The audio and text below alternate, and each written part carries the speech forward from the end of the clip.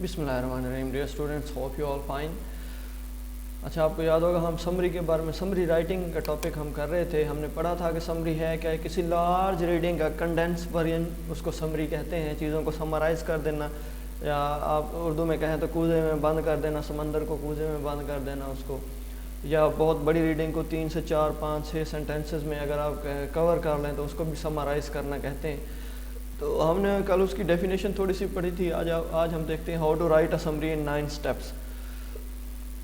Bye definition a summary is a brief statement or account of the main points of something. किसी चीज़ की वाज़ेह statement, ठीक है, या मेन पॉइंट्स के बारे में बताना।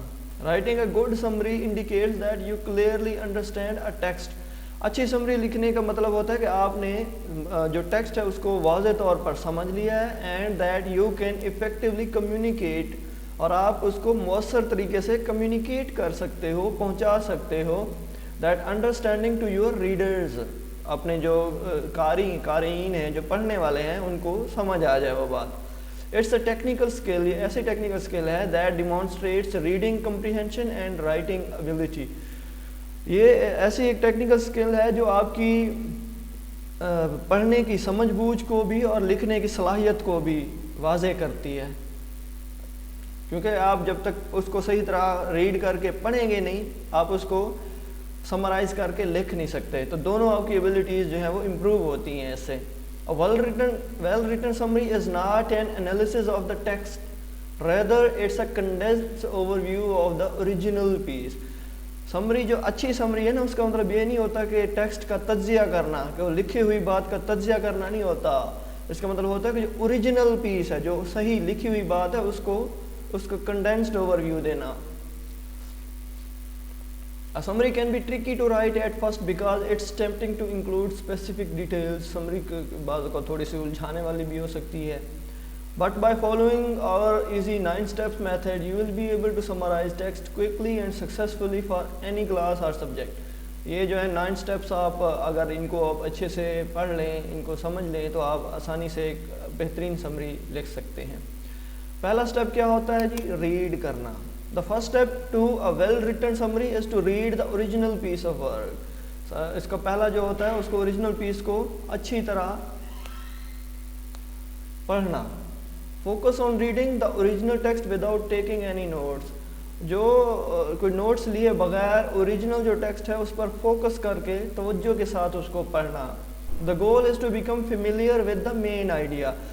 इसका मकसद ये होता है कि जो मेन आइडिया है उससे हमारी जान पहचान हो जाए, मतलब उसको हम पता लगा सकें कि मेन आइडिया क्या है of the piece, while gaining insight into the author's specific style and voice. While it may be hard to resist the urge to underline when doing a first pass, ठीक है?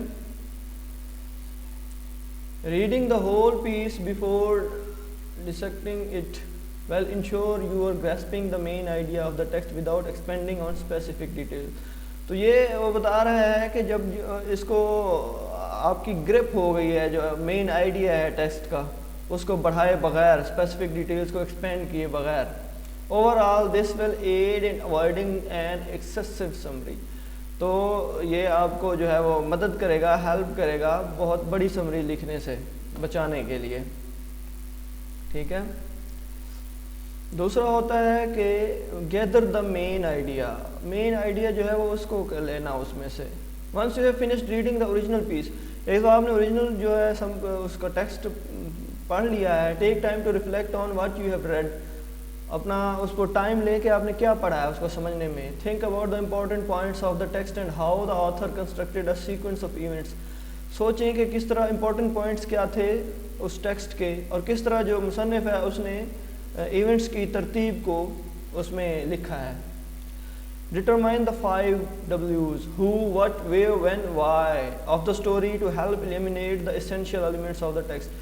ये 5 W's जो हैं, ये किसी भी चीज़ के मेन आइडिया को कलेक्ट करने में आपकी मदद कर सकते हैं। कौन, क्या, कहाँ, कब और क्यों। इन 5 W's में जो है वो आपको उसका मेन आइडिया मिल सकता है, उसको मेन आइडिया को आप इकट्ठे करके लिख सकते हैं, ٹھیک ہے، یہ 2 پوائنٹس ہیں جو آج ہم نے پڑھے ہیں. آج کے لیے اتنے کافی ہیں. انشاءاللہ نیکسٹ لیکچر میں مزید ہم پڑھیں گے. فی امان اللہ. اللہ حافظ.